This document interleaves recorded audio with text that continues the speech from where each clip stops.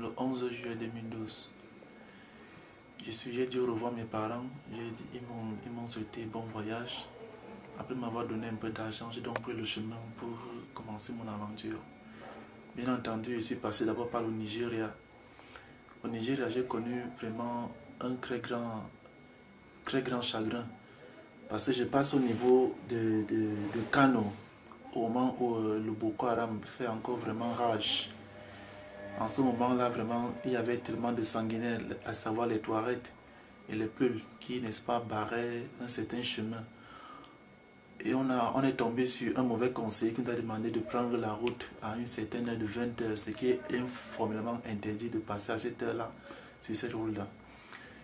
Là, il y avait une fille camerounaise et une fille guinéenne qui étaient avec nous. Bon, on s'est croisés depuis le train à Camaraï au Cameroun. Bon, on a commencé à faire nos chemins ensemble puisqu'elle aussi faisait l'aventure. En étant donc complices, on est donc tombé sur l'embuscade. Ça, c'est d'abord la première des choses parce que j'aimerais citer les points où il faudrait que tout le monde puisse comprendre. On est tombé sur une embuscade des Boko Haram. On appelle les Touaregs mélangés avec les Peuls. Ces deux filles, la camerounaise et la guinéenne, elles ont été violées. Parce que quand on tombe sur les Boko Haram, la voiture fonce devant. Subitement devant nous, on voit le feu traverser. Le chauffeur dit, il faut qu'on rentre, il faut qu'on rentre. Subitement, quand il veut faire marche arrière, il y a encore le feu, il y a encore un autre feu qui nous coince encore par derrière. Maintenant, on est pris entre deux feux. On ne sait qu'on va faire comment. Le chauffeur dit que bon, il va essayer de foncer sur le feu de devant pour pouvoir continuer. Mais quand il voulait maintenant foncer, voilà maintenant que les gens on a vu les gens sortir de l'ombre. Les gens sont sortis un peu de partout avec des machettes, des fusils. Un silence un peu comme de 5 minutes après, subitement, on a vu la portière s'ouvrir brusquement. Et tout le monde était maintenant, on a mis tout le monde dehors. Les filles paniquaient bien sûr qu'on était les trois seuls de l'Afrique centrale. Bon, moi j'ai essayé un peu de les calmer parce qu'elle jubilait un peu gros.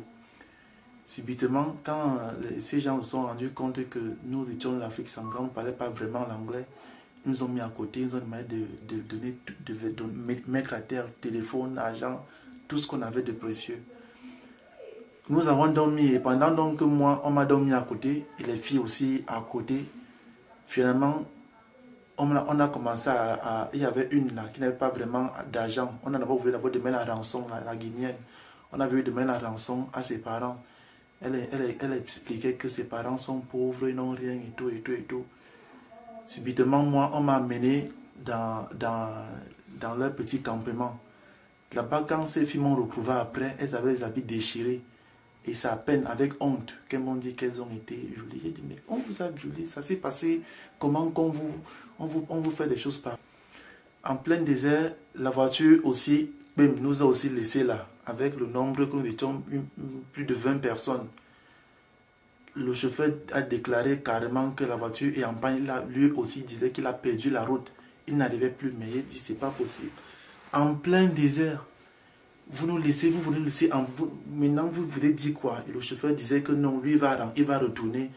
Il dit que mais si vous voulez retourne avec nous tous. Vous ne pouvez pas nous laisser ici en plein désert. Il y avait les filles, il y avait quelques jeunes garçons, tout le monde, et même de l'eau, on n'avait pas presque de l'eau. Les gars avaient les petites bouteilles de jus et tout ça. Il a insisté qu'on doit sortir la voiture, qu'il va arranger la voiture, il va voir ce qu'il peut faire. On est sorti la voiture. Il a ouvert le capot. Il a essayé de regarder. Après, il nous a demandé comme la voiture était dans le sable, il nous a demandé de pousser. J'ai d'abord eu un plan que si on pousse la voiture, il peut démarrer comme ça et partir. J'ai donc dit que bon, mettons les filles dedans, parce que si la voiture commence à démarrer, les filles ne pourront pas courir pour aller retrouver là. Donc il faut qu'on mette les filles dedans. Peut-être avec un garçon, le chauffeur a barré. Il a dit jamais. La voiture va peser, il y a le sable et tout ça. C'est donc comme ça donc on a poussé la voiture. Dès qu'on a pu soulever la voiture du sable, il est sorti et il est parti, il nous a laissé là en plein désert.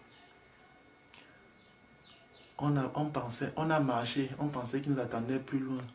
C'est après qu'on avait fait un trajet comme de 5 à 7 km qu'on s'est rendu compte qu'on était abandonné en plein désert. Imaginez-vous, le désert c'est comme la mer. Tu vas aller où tu ne connais, il n'y a aucun guide. Personne n'a jamais fait le désert. C'est un peu comme si c'est qu'on vous lâchait en plein milieu de la mer, sans bateau, sans rien. Les vivres même, on savait qu'on passait une fois, on arrivait à la première ville d'Algérie, on pouvait se renouveler les forces. Mais on était là, tu as même de l'argent, tu vas faire quoi avec? Tu ne peux rien payer en plein désert. L'eau même, il n'y avait presque pas. Quand on a essayé de rassembler nos peu de choses qu'on avait, on n'avait que quelque chose comme 5 litres d'eau avec quelques bouteilles de jus. Les filles étaient tous démoralisées, on essayait de leur monter le moral. Tout le moment qu'on marchait, il y avait des endroits où on traversait, il y avait les corps, c'est-à-dire qu'on voit quelqu'un qui est couché. Lui aussi il a eu la même chose comme nous. Il était couché, son sac à côté, mais il est mort.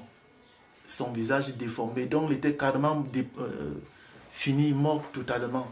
On ne pouvait plus savoir c'est quelle nationalité.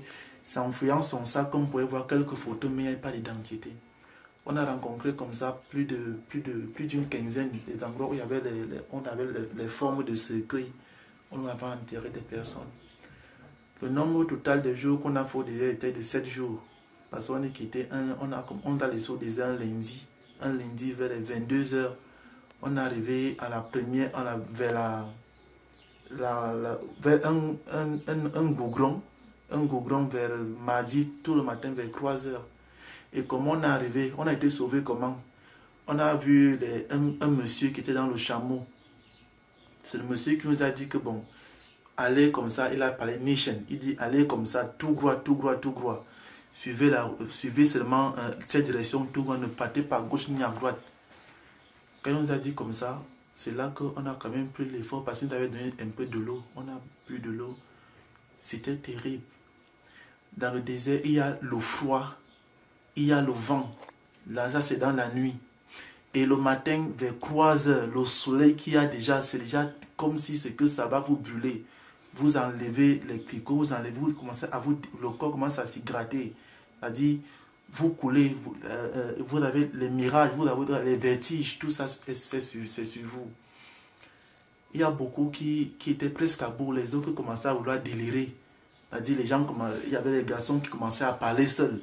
Chacun commençait à regretter pourquoi ils sont sortis du pays. Mais ce n'était pas le moment. Il fallait arriver.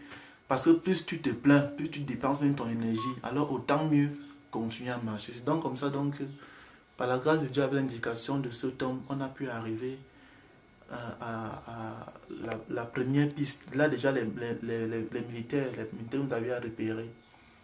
On nous a demandé nos papiers. On a dit vraiment, tout ça était dans le désert. Et la mort même se laissait dans nos yeux. La fatigue, tout ça. Dès qu'eux-mêmes nous ont vu comme ça, là, ils ont dit que continuez. Parce qu'ils ont demandé que vous partez où? On dit que non, on veut même partir en Europe. Ils ont dit que bon, continuez, allez-y. C'est donc comme ça, on a pris un clando. Nous avons essayé dans la première ville, Tamaracet. Tamaracet, il y a les ghettos. C'est là que plusieurs sont d'abord restés. Bon, moi j'ai décidé, j'ai fait une semaine. J'ai décidé maintenant de continuer la route. Je suis parti vers Oran, je suis parti, j'ai lancé directement vers Magna, qui était aussi un peu difficile. Bon, après là, il fallait maintenant prendre un guide pour nous amener jusqu'à Oujda. Oujda qui est la première ville limitrophe avec l'Algérie. On a pris un guide. Et quand vous prenez le guide, vous traversez deux affrontements. L'affrontement militaire algérienne qui protège ses frontières. Quand vous avez fini de traverser l'affrontement militaire algérien, vous tombez dans un terrain neutre. Là, quand même, vous pouvez souffler. Après, maintenant, vous devez encore traverser maintenant l'affrontement des militaires marocains. Et c'est pas facile. Parce qu'il y a les radars, il y a tout ça qui vous... Les lampadaires, il y a les caméras, tout cela qui vous regarde. Et quand on vous arrête, vous avez les grandes chances. C'est avec peu de chances que vous pouvez vous en sortir parce qu'ils peuvent vous tuer. Parce qu'ils ont des fusils, ils sont armés avec des chiens et tout ça. Ils vous tuent, ils vont donner des faux motifs, que vous êtes des kamikazes, que vous êtes des terroristes, que vous êtes, on peut tout vous donner de nom. Alors, il faut vraiment, c'est comme une formation militaire. Il faut partir à cache-cache. Même les filles, tout le monde, il n'y a plus de différenciation de sexe, tout le monde, il y a une même personne. Parce que pour un seul objectif. On a pu arriver, on a pu traverser dans tout ceci miraculeusement. On a pu arriver jusqu'à arriver à Oujda. À Oujda, maintenant, j'ai décidé donc de partir affronter mon destin à Nador. Quand j'arrive donc maintenant à Nador, où je fais une semaine, déjà, mes moyens étaient finis. Certaines personnes, quand les moyens finissent, ils appellent les parents pour qu'ils envoient de l'argent. Mais c'était tellement difficile pour que ça puisse même nous parvenir. C'était très difficile. Alors, qu'est-ce que les gars font? On est obligé de mendier. Il n'y a pas d'argent. On part au marché, on mendie. On essaie de faire l'aumône. Et quand les militaires, ils sont en civil, tu ne peux pas savoir qui est qui. Ils te prennent, ils t'amènent derrière pour que la foule ne puisse pas vous voir. Ils vous amènent derrière, ils vous tapent, ils vous tapent, ils vous boxent, ils vous boxent. Ils ne vous refoulent pas. Dès qu'ils vous tapent comme ça là, ils vous lâchent. Tu rentres dans la forêt et tu rentres dans le campement des immigrés avec des bosses, des blessures partout à la recherche seulement de la nourriture. Et à la forêt où vous dormez, ce n'est pas des maisons. C'est-à-dire que vous dormez miraculeusement si vous avez un gras comme ça. Tu prends ça, tu te couches en pleine clair de lune. C'est-à-dire qu'il n'y a rien qui te protège. Tu te couches à main le sol. Il y a les arbres partout, la pluie, le froid et c'est l'hiver. Donc il y a des gens qui ont attrapé la maladie des poumons. Ça veut dire que l'eau est tellement ancrée dans le poumon où les gens ont gonflé. Il y a d'autres qui sont morts. Alors ce qui fait donc que la loi dans la forêt, c'est quoi? Les militaires, sachant donc qu'à la forêt, il y a des immigrés. Ils viennent donc à 4 heures du matin, après la grande prière, ils viennent à 4 heures du matin pour pouvoir faire le pillage en forêt. C'est comme ça donc que de nuit, on était toujours à l'assaut. C'est-à-dire qu'on courait de ça et là parce que les militaires nous chassaient, nous couraient par-dessus. Quand ils voient ta couverture, ils brûlent. Ils voient la marmite que vous préparez, ils brûlent. Ils voient les petites choses qui sont très utiles pour pouvoir un peu survivre. Ils gaspillent, ils brûlent. D'autres, ils jettent, ils froissent, irrécupérables. C'est donc comme ça donc un matin, mes amis me disent que Pascal, il faudrait que tu puisses aller au marché parce que je n'étais pas encore parti au marché. Il me disait que Pascal, il faudrait que tu puisses partir au marché. Tu vois, il y a les femmes ici qui sont enceintes. Je rappelle encore qu'en forêt, c'est moi qui m'occupais des filles qui sont enceintes. Il y avait 2 garçons qui m'aidaient aussi. Les filles, il y a les Maliennes, les Sénégalaises, les Camerounaises. Ils sont un peu nombreux. Les filles qui sont enceintes. Il y a même beaucoup qui sont morts. Pourquoi? Parce que quand les militaires montent, les filles qui ne peuvent pas bien courir, on les frappe les armes au ventre. J'ai vu plusieurs mourir comme ça. C'est-à-dire qu'on les frappe les armes. Tu dis, Seigneur, et toi le garçon, quand tu vois ça, si tu as les remords, tu viens pour aider. C'est vrai que tu sais que tu vas être battu, mais tu ne veux pas voir ta soeur parce que c'est ta soeur. Tu ne veux pas voir ta soeur mourir.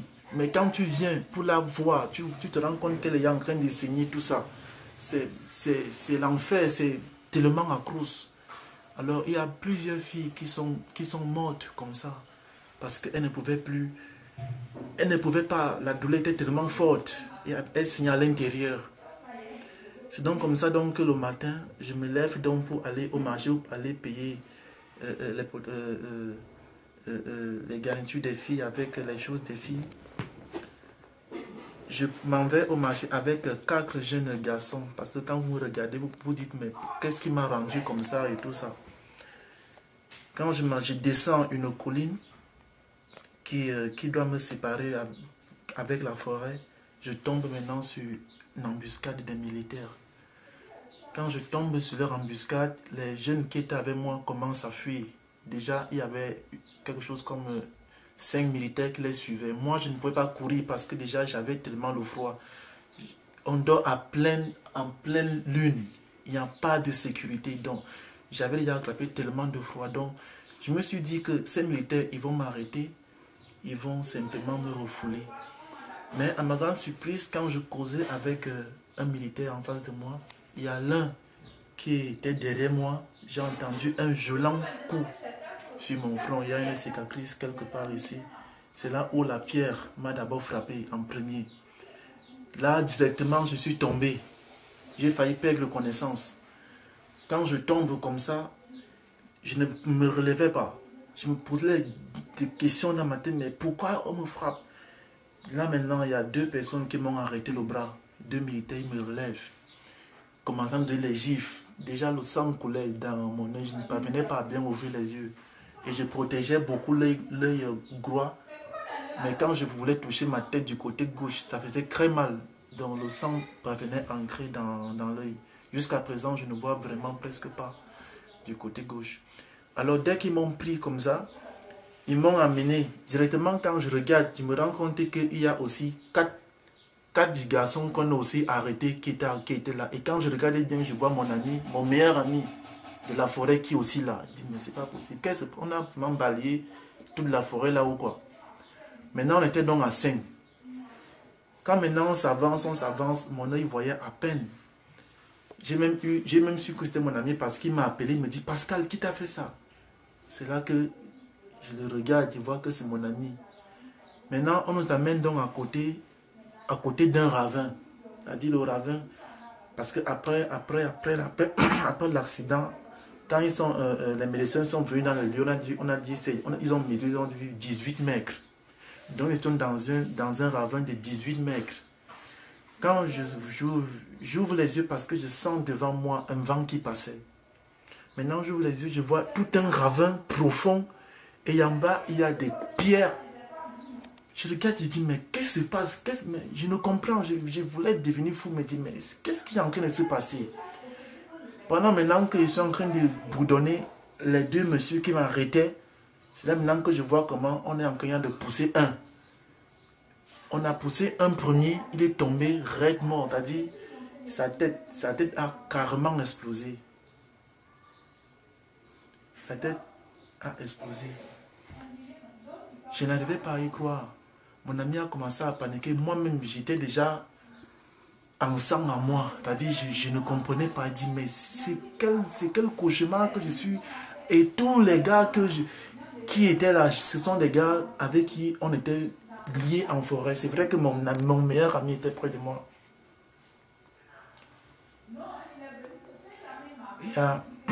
Il y a un deuxième aussi que on poussait tout un chacun. Sur 5 personnes, il n'y a que 2 survivants. Parce que quand on a poussé l'autre, il est tombé. C'est-à-dire quand tu tombes avec tout, si tu es costaud, quand tu tombes avec tout ce poids-là, quand tu tombes déjà, tu ne te lèves pas d'aussitôt. Donc quand tu tombes, les militaires viennent là, ils disent ça et ça et. Donc ils disent que non, il est mort. Ils reviennent encore, ils poussent l'autre. Donc on pousse l'autre, tu vois comment ta part arrive. Tu commences à faire ta prière. J'ai pensé à toute ma famille que je laisse au Cameroun. J'ai une fille, elle a 4 ans.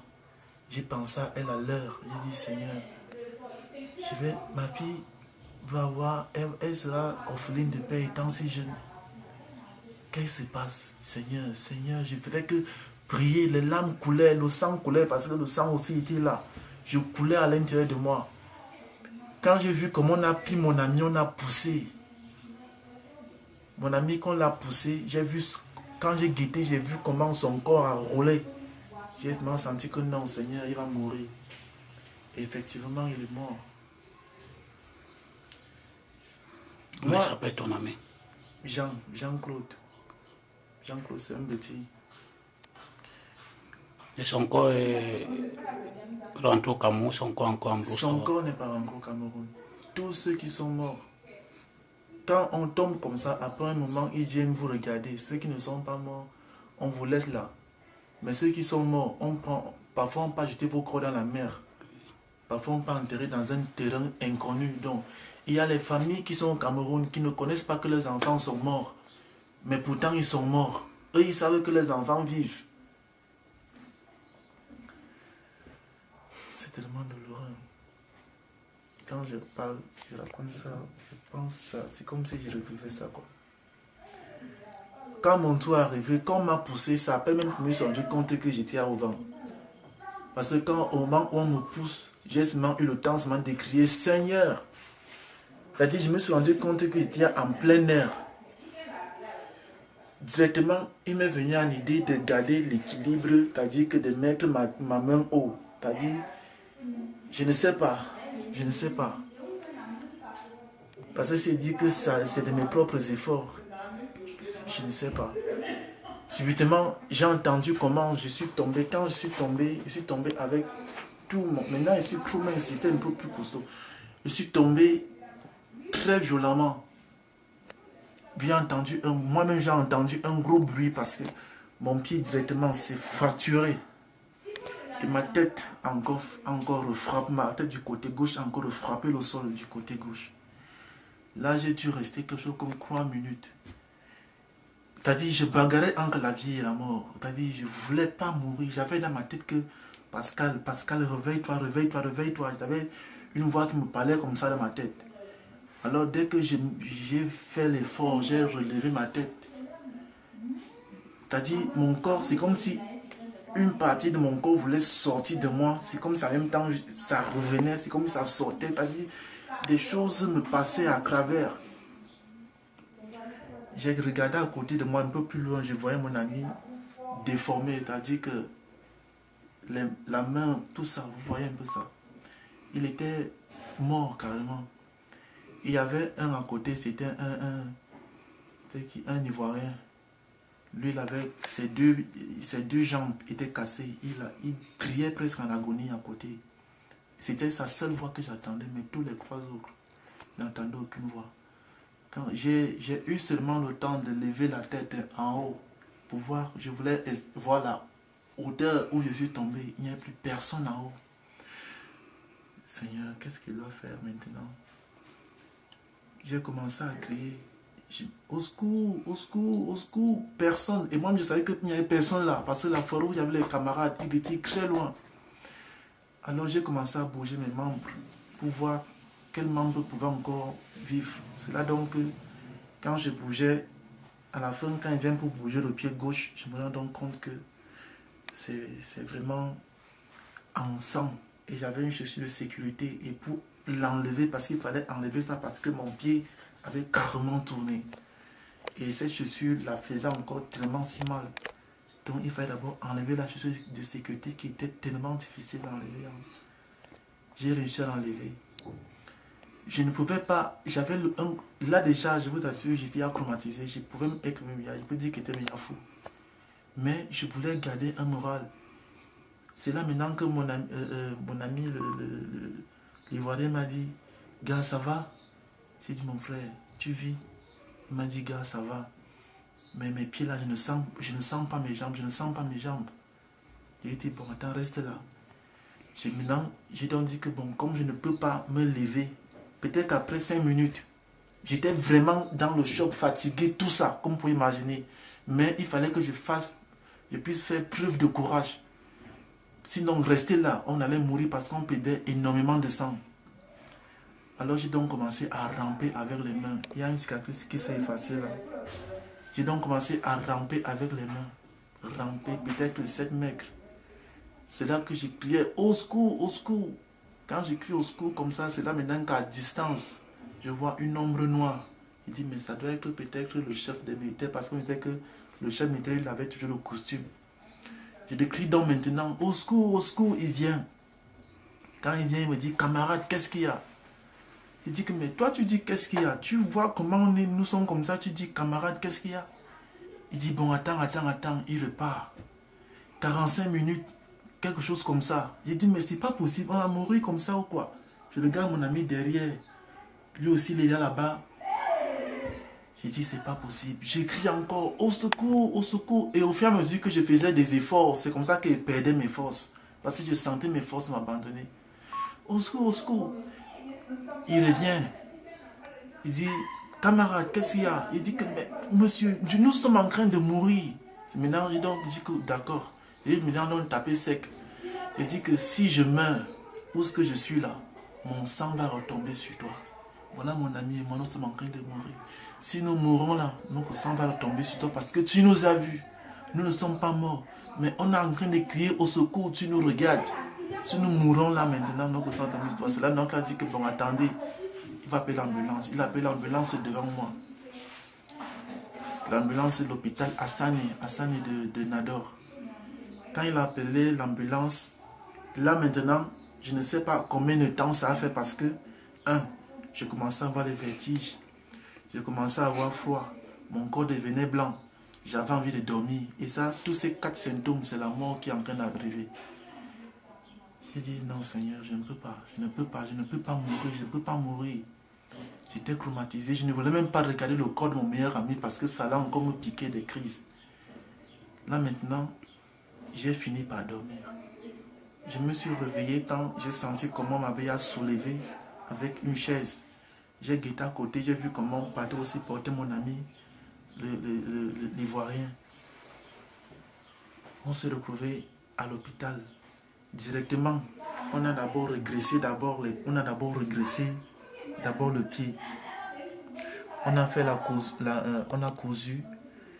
Directement, on a aussi, parce que directement le médecin m'a dit que sûrement tu as la fracture de l'orbite parce que mon nez s'était carrément fermé et la mâchoire, du côté gauche du visage c'était tellement enflé.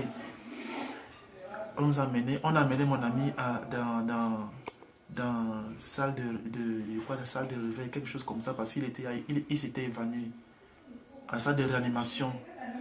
On a amené à la salle de réanimation. Moi, on m'a amené directement dans le bloc, mais le bloc était tellement saturé, donc mon opération a été renvoyée à 2 jours. Cet incident s'est produit le 5 février 2013. Donc, mon opération de la cheville, pas du visage, de la cheville s'est reportée à 2 jours, à savoir le 7. Quand je suis donc arrivé dans ma salle où je devais me coucher, les médecins ont appelé MSF, Médecine sans frontières. Médecine sans frontières est venue rapidement, ils m'ont regardé, ils m'ont demandé ce qui s'est passé, je les ai un peu raconté. Ils étaient aussi tellement choqués. Ce sont eux qui s'en chargent des soins des immigrés, tout en se conservant de ne pas trop faire semblant de la haine contre ces militaires, parce que même à l'hôpital, il y a tellement du racisme. C'est-à-dire que les Noirs passent après les Blancs, après la peau blanche. Ça veut dire que vous, les Noirs, vous êtes traités après. C'est-à-dire que si ton cas même est tellement lourd, si MSF n'est pas là pour mettre la pression, je t'assure, c'est la mort.